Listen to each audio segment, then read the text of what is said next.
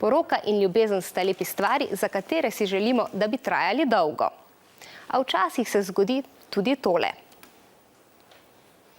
Ko ljubezen mine, pa ni težko le tistim, ki se razidejo, ampak tudi otrokom, ki so v več kot polovici razpadlih zakonov. O odločitvi staršev smo se pogovarjali s 3 mladimi puncami.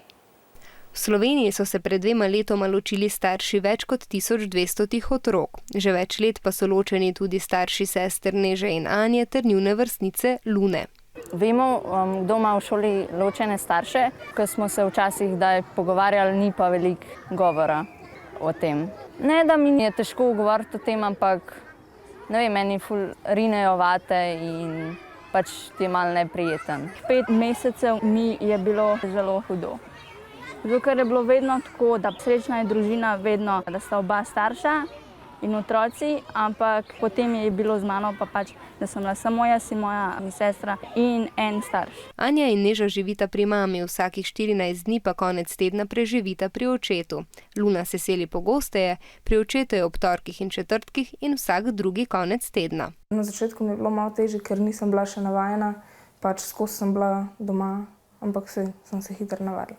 Njeni starši so se ločili pred 4 leti, ko je bila stara 11. Mi je bilo na začetku težko, vse to je bilo verjetno vsakmo, ne. So itak verjetno vsi malo žalostni, ne vem, jezni mogoče, če ne pričakuješ tega, ampak pol s časom se ti zdi to normalno, ko razmišljaš. Luni se zdi pomembno, da starši otrokom ne vzbujajo lažnih upov, da bodo spet živeli skupaj, če to ne drži. In je vesela, da sta bila njena oče in mama z njo odkrita. Malo sem vprašala mami pa očeja, kakšne stvari pač, ki so me zanimale, pri komu bom, če bom še videla pač oče ali pa mami, če bom oba dva še lahko videla. Staršev, ki otroke izrabljajo za medsebojno obračunavanje, Luna ne razume. Pol otroci res mislijo, da so oni krivi ali pa kaj.